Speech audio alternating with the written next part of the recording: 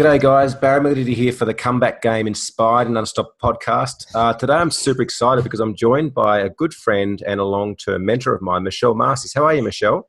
I'm good, thank you. Glad to be here. Yeah, where are you calling in from today? California, a little bit north of San Francisco, up in the redwoods and orchards. Fantastic. I'm so grateful that you can join us today and share a bit about yourself and about your story. But before we kick off, for the guys out there listening, the guys and girls listening today, tell us a little bit about you. Like who are you? What is it specifically that you do? Well, I'm not sure who I am is a short answer, but I'll tell you what I do. That's lots shorter. So I've been an NLP trainer that's NLP, Neuro-linguistic programming, for about 23 years now. And I'm also a family constellation facilitator and trainer. So they're both transformational work. They work on two different sides of the same coin. So mostly I teach people how to do what I do, and then I work with clients to change patterns and beliefs so that people can have what they want without having to try to be different. Sorry. Yeah, no. Sorry. Had you finished? Just cut out. Should have. So that's really interesting. Tell us a little bit about family constellations, because I know that that's something that's fascinated me, and you know, I think a fair amount of people out there have heard of or know about NLP, but family constellations is not something that's talked about a lot. So I'd love if you could share with the listeners a little bit more around specifically what it is and how does it work? Sure. Well, I've been doing this for so long, and there's really only two things that keep people stuck. And one is old unconscious safety patterning. That's like belief patterns and identity patterns. And the other is unconscious family loyalties. And that's the one that constellation work is focused on changing, is those unconscious family loyalties. And of the two of them, it's the hardest to change. It's much easier to revise belief structure or identity structure than it is to get people to stop suffering for and like the people they come from. So one of the easiest examples most people can understand is most people have heard of survivor guilt, where if there's been a tragedy, the ones who survived feel guilty for having made it. That's kind of happens in real time. But here's how it happens in families. When a child is born into a family, they feel all the pain in the family, present and past, and they can't tell the difference between present and past. When a child, that time thing doesn't get rolling for a while for human beings. So when a child is conceived into a family, they feel all this pain, past pain, most of it, and their instinctive desire is to want to heal it. There's never been a child born in the history of humanity who did not want to heal their families. There has also never been a child born in the history of humanity who has pulled it off. But everybody tries, and these are unconscious attempts for them in the main. But the first thing that a child tries to do is love the pain into submission. I will love them so much that it will all be better. And because their love is so huge, this feels reasonable. Never works. If it worked, every parent would be instantly healed upon the birth of their first child. Yeah. But it doesn't work, right? And so the next move is the kid tries to take the pain. Here, I'll have it so that you don't have to. I'll have this problem. I'll be the one who's depressed. I'll be the one who's suicidal. I'll be the one who has a bad relationship. I'll be the one who's sick. I'll be the one with the drinking problem. This also never works. You can no more take somebody's pain than you can take their food poisoning. It's not possible, but there is this illusion that we can.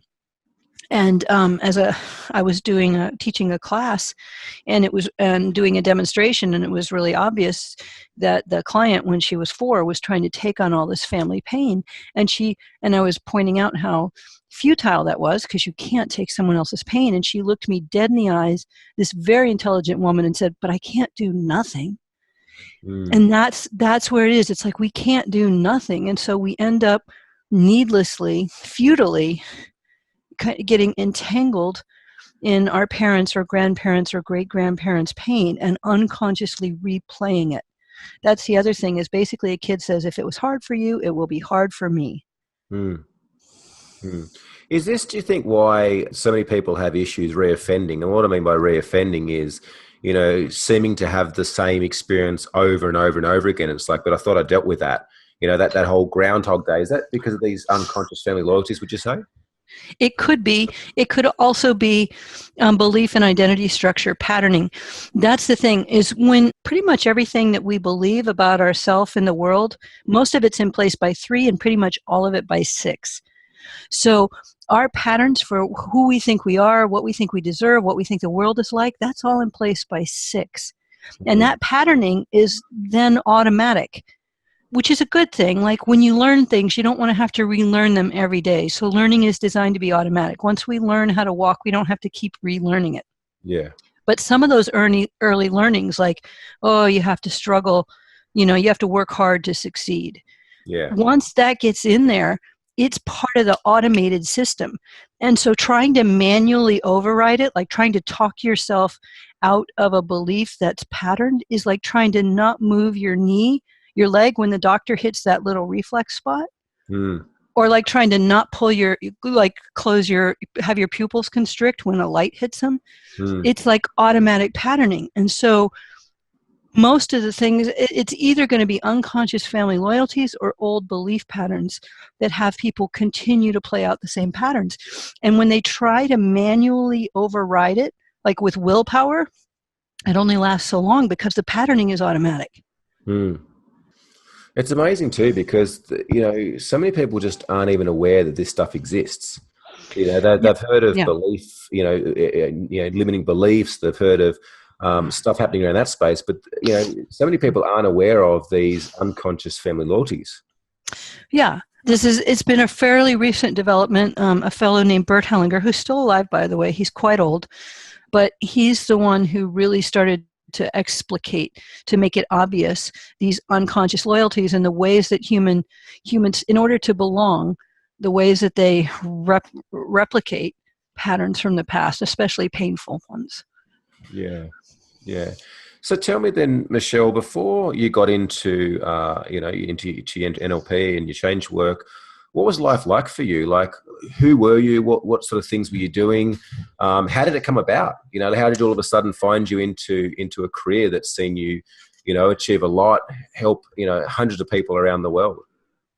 Well, it took me a long time to find. I didn't find it until I was in my early 30s. And in retrospect, I realize now that I couldn't have done this work before then. I just wasn't mature enough to be able to, and I had a lot of issues. When I was a teenager, I had an achievement problem. I had an achievement problem in the same way that most people have a drinking problem, and kind of for the same reason. I had like no sense of worth other than through achievement. And I remember a friend of mine, I was 17 or 16, and a friend of mine said, if there was a fire, what would you grab? What would you take out of the house?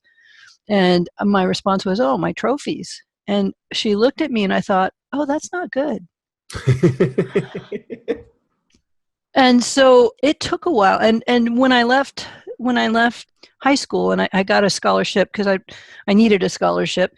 But after that, I kind of denied myself the achievement drug. I wouldn't let myself do that for a while because I realized I needed a sense of personality based on something else. Almost anything would have been better. And I ended up, in my 20s, I wandered around a lot. I mean, we could spend years talking about how I literally wandered in the wilderness, not just metaphorically. But then when I found this, I went to a free seminar, and I did a lot of therapy with a saintly woman, God bless her, 4 years. And it really helped me, but it didn't change things. It gave me a lot of self-acceptance and awareness that I didn't have, which I really needed, but it didn't change anything. And so when I went to this free seminar, I could actually, in the 30 minutes in the seminar, I could feel things change. And so at that point I thought, okay, I've been looking for what I really wanted to do. This is it. And while I was taking the training, I also got a fair amount of the work done on me. And so I think it was a couple years later, I saw a picture of me from before, and I saw my eyes, and I thought, oh my God, I forgot how that used to feel, what it used to feel like to be me, because it was so much better now. And it gets better every year, but it was pretty grim, and I'd forgotten how bad it was. So, the wake-up call for you was obviously going to that seminar, and as you said, you'd done some work and learned a lot of self-acceptance, but there wasn't specifically the change until that day.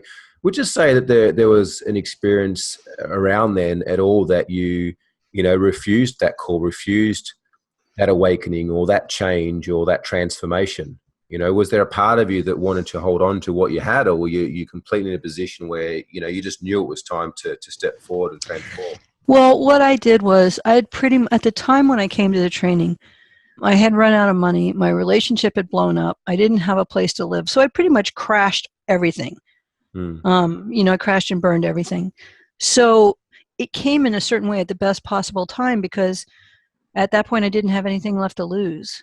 And I really wanted something different. I just didn't know yet what it was, but I knew I didn't want I didn't want to be miserable. I didn't want to sell my soul to earn a living. I wanted to do something that actually mattered to me, etc. So that's what this has afforded me. Yeah. And at what point through that did you decide that this is what you wanted to do with your life, that you wanted to become that facilitator and that trainer, and that coach and mentor to assist, many other people have, the breakthroughs that you had, and so much more? What was that point? Honestly, it was the point in the free seminar that I went to when I felt something shift in me. Because I had briefly considered a career in counseling when I was in psychology when I was in college, but the idea of just listening to how bad things were, from people and not be able to do anything about it, that was just horrible. So I had kind of dismissed that. But when I found this, something that actually I could feel it change things, then I was all in. And I'd been looking. I had decided I wasn't going to just take another job for job's sake. I was going to wait till I found something I wanted. And then this showed up. Yeah, it's interesting, hey, how, you're putting out there to experience some form of personal change, but at the same time, too, there was a career change happening as well. Yeah, it all came in one big package for me. Yeah. What was the biggest challenge that that you faced during that transitional period, do you think? You mean when I hadn't found it yet? Well, even after you found it. It all got pretty easy after I found it. I mean, I did need to figure out the money thing because I literally had no money. And so I almost left the free seminar before it started. There was this enormous room where the free seminar was, and there was just 2 of us participants there. And these guys who were going to do the free seminar were waiting desperately, hoping someone else would show up, because it's just us 2 in this cavernous location. They were waiting, hoping somebody would show up. So I looked at this brochure and I saw how much the course cost. And I turned to the lady next to me, the other person, and I said, "Look, I'm just going to go. I don't want to get their hopes up because I can't afford this." And she said, "Don't go." She didn't want to be the only person there. So I didn't. And then, like I said, within 30 minutes, I'm like, "Okay, this is what I want. This is what I've been looking for. There's got to be a way." And turned out there was a way. So it was just handling some of the logistics financially to get through the training until I was trained up enough to start earning money. But, that was just logistics. I knew that was just a matter of time, and I ran up a little bit of debt in that time. I'm not really somebody who carries debt, but it was like, no, I couldn't get a business loan, so it's okay. Visa's going to be my business loan for now. And then, it was about 14 months, I think, before I was breaking even. And then I started, it just went up from there. And so. Yeah. Yeah. What do you think? It's absolutely fascinating. The universe always delivers. We're always in the right time, the right place. And often I think, I see a lot of people struggle with what they're being dealt with or what's being dished up, not realizing it's what they need, and not realizing that even in that face of adversity or challenge, there's an opportunity for them to succeed. What do you think?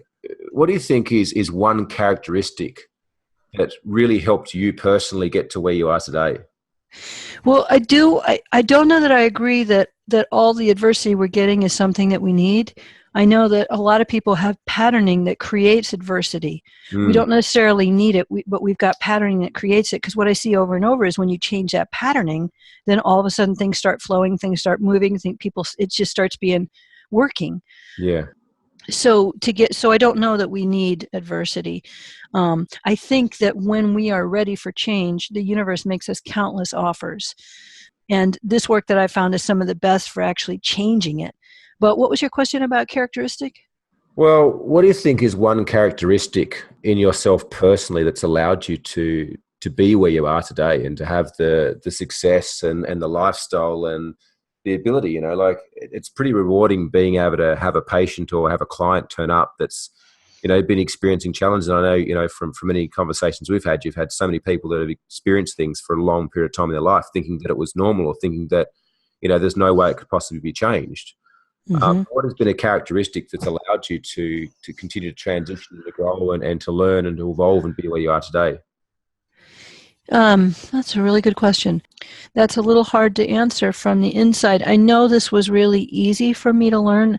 It was in some ways peculiarly adapted to the strange assortment of abilities that I have. Mm. But I think for me, the constant theme that I've noticed throughout my life is places where where my system would notice, this doesn't have to be like this. This could be better. Mm.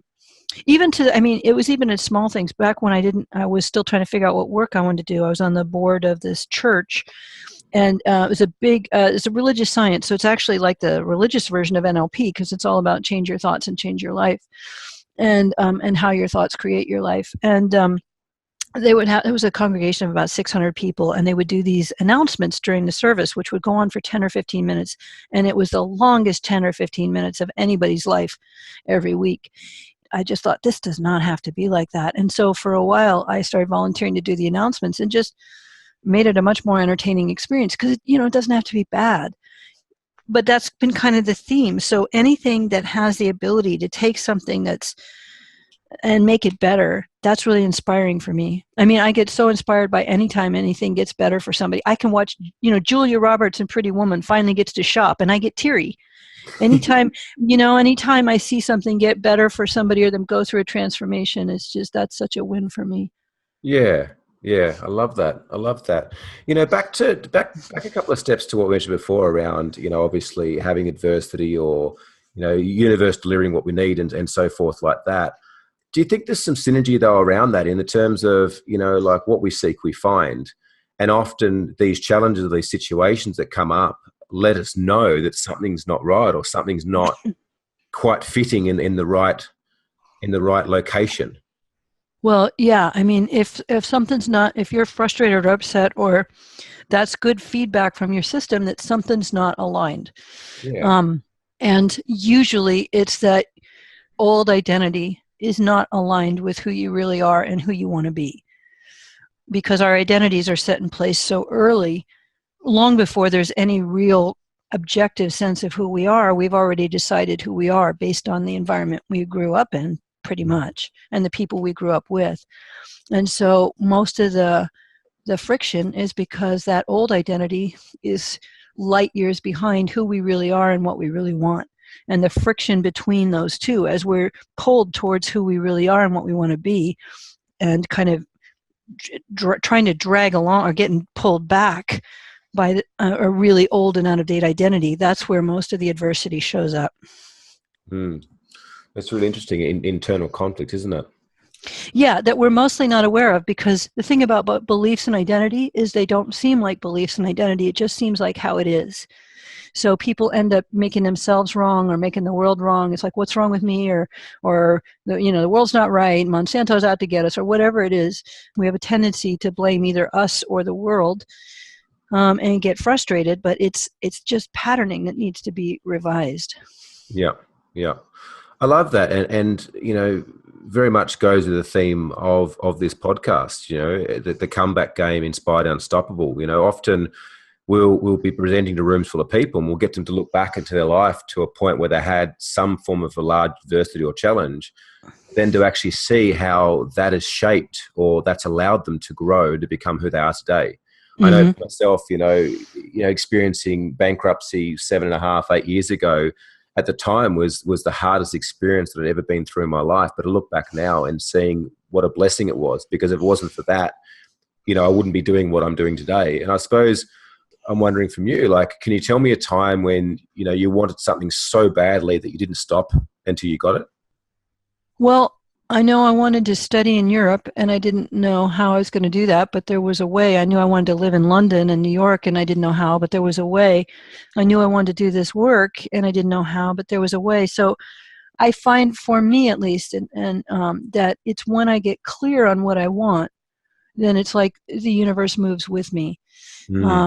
So for me, it's been more a challenge of not always knowing exactly what I want. But when I do know, it does seem like heaven and earth moves with us. Mm. And so for me, it hasn't necessarily been about having to really, I mean, I was clear that I wasn't going to work again until I found something that really mattered. That was 4 years it took me.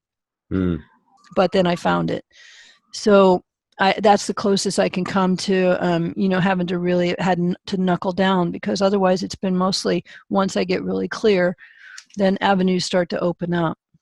Mm. That's a really good point. And I totally agree with that, is that once you can get specific and clear on what it is you'd like, you allow the universe to conspire to assist you in creating that. And I suppose that comes back to a lot what we talk about in NLP too, around the filters. That once we create that picture of wanting that new car, we start to filter an experience of having it, or start to filter an experience of it being around us. And it's no coincidence the car's always existed. We were just never filtering in that experience. Right. That's your reticular activating system that does that. Once you put your attention on something, it starts to filter for that. Yeah. And is it fair to say that the unconscious doesn't know the difference between what we have and what we'd like to have? No, that's an interesting distinction. Does know the difference between what we have and what we'd like to have. I don't know. I'd actually have to think about that. I know that for a good chunk of our brain, there is no time. There's no past, present, future for most of our brain. And so most of our brain can't tell the difference between something that's real, imagined, or remembered. Yeah. That's a good chunk of our brain can't tell the difference. It's a relatively small part that can. So when we imagine something, our heart rate sometimes gets elevated, or remember something, our heart rate will sometimes get elevated, or we'll go through physiological changes as though it were happening right now, because like I said, most of our brain can't tell the difference between imagined or remembered or right now. So when you're focused on something that you want, for a good chunk of your brain, that whatever that you're imagining, whatever you're picturing, smelling, hearing, feeling in your mind is happening right now and is real for a good chunk of your brain. Yeah. The human brain is so fascinating, and what you guys do from an NLP perspective and a family constellation is absolutely mind-blowing. What I suppose I'm wondering is do you have any daily rituals, or do you have any daily habits to keep you in the right mindset, in the right mind, the right frame of mind? Well, I mean, it's kind of silly, but I play kind of cheerful, silly music in the morning because it kind of sets my emotional thermometer for the day. That's the closest I come to a ritual. If I have something that's really stuck, I'll make an appointment and let somebody else work on me. Because even though I've been doing this work for like 23 years, you can't do it on yourself. And so I'll go see somebody else. And so the more of that work that I get done, the better and better quality problems I have. Yeah. Like my worst days now are better than my best days used to be. I love that. I love that. What advice would you give to your 20-year-old self? If you were to have a conversation with a 20-year-old version of you, what advice would you give her? It would probably be some reassurance that, you're okay. Yeah. Because it really wasn't. I remember in a session, one of the most impactful sessions, that Carl, the guy that I train with now and who trained me, he got back to when I was 2 years old, and I just felt fatally flawed. And I remember him saying, and I was still in that mindset of fatally flawed when this decision got made when I was 2. And he said, "What is this? Some sort of devil child?" And the absurdity of that finally hit me. Like, oh. Probably not. And so that chunk kind of revised a bit. So, I mean, it would have been great if I hadn't had to wait until my, early 30s to find out that I wasn't like evil incarnate, that I was okay. That would be the big one. Yeah. You're okay, and it's going to get better. Yeah. And what advice would you give to people out there listening today, whether they be business owners or employees or unemployed, wherever they may be in their journey, who might be experiencing some form of challenge or adversity right now, or equally too looking to level up and move to a new space in life? What advice would you give them? I'd say, first off, you're okay. The worst we can say about anybody is they've got some old patterning that's in the way. And patterning can be, all you need to do is find somebody who knows how to revise it. It doesn't have to be me, but somebody who knows how to just revise patterning, because you can't rewrite the patterning of a 32-year-old at 40. You have to actually go back into the parts of the brain that were developing then. And then you can actually revise the decisions someone was making about themselves and the world. And when those change, then people's lives transform. Yeah. So I would say if you're stuck, it just means you've got old patterning, and patterning can be revised. Yeah. Yeah. So you're safe. Everything's okay. It's going to get better. And, old patterning can be revised. Well, I don't know if people are safe. Sometimes people get themselves in a world of trouble. I would definitely say you're okay, and it can be better. If it's not necessarily going to be better unless the patterning gets changed, but it can be better. You can have what you want. Life can be good for you. Yeah. And I suppose to kind of maybe bust a myth too, there's a lot of people that will talk about affirmations. Like if you just repeat the same thing over and over, the quality of your life will get better. And I'd love to know your opinion on that, because I know for myself, very early on, I tried that. And it was like, no matter how much I told myself, life was great or whatever the case may be, it didn't resolve the stuff that I had going on inside. And it wasn't until I started working with, you guys and some other coaches and mentors, that patterning started to be revised, that I could actually have a genuine experience of that. Right. Well, here's the thing about affirmations. Affirmations are something you do consciously. And consciously, there was a paper, I think it was 1958 by George Miller, called Some Limits on Our Conscious Attention, something like that. What it basically discovered is that the conscious mind can pay attention to anywhere between 5 and 9 things at any given time. That's about our limit. 5 to 9 things you can pay attention to consciously. Unconsciously, our systems are processing upwards of 2 million things per second. So most of what's going on is unconscious. So if you've got a whole bunch of old associations around, let's say, money, money doesn't grow on trees. You have to work hard. You got to deserve it. You got to earn it. You got to prove your worth, blah, blah, blah. Money's the root of all evil. If you've got a couple hundred or 1,000 of those running automatically, not consciously, but unconsciously, all the time, 24 hours a day, 7 days a week, and then you try for a few minutes every day with your 5 to 9 bits of conscious attention to try and affirm something different, that's kind of like standing over a fire hose gushing ice cold water with a little tiny eyedropper of warm water and putting like 5 to 9 drops of warm water in that gush of cold water. It's a lot of work. Yeah. If things are already okay and you try affirmations, you might notice more. But if things are really stuck, it's because there's this ton of patterning running, and it's, you can't affirm with all your conscious attention all day, every day. Yeah. Yeah, I love that. That's such a great analogy. Such a great analogy. So, Michelle, for people out there who might feel to reach out to you, how can they find you? Like, what's the best way for them to get in touch? Probably my website, michellemastersnlp.com. There's information there on how to contact me. And there's also, I have a bunch of videos on my YouTube channel, Michelle Masters NLP. There's some that many people find interesting. There's one called Beliefs and the RAS, the Reticular Activating System. That's kind of some of what you and I were talking about. Yep. And another one called How Things Get Stuck, as well as a couple of webinars. So interesting places to start to learn a little bit more, or contact me through my website. Yeah, fantastic. They could also go to thegamechangers.com.au and get updates of, obviously, next time that you're in Australia and you run a couple of workshops over here. So Money Magic and Clear Path to Love, which is your relationship, which I can highly recommend both, and they're absolutely phenomenal. And equally too, through the Opulence program, the Game Changers run, they'll have access to you, I believe, next year in Hawaii, which is pretty exciting. Yeah, that'd be great. Excellent, Michelle. Well, thank you very much for your time. Any last words? Just that you are okay and it can be better. I love that. Thank you so much. Really appreciate your time, and I trust that everyone's listening's had phenomenal value, and we hope to get you on again soon. Okay. Thank you, Barry.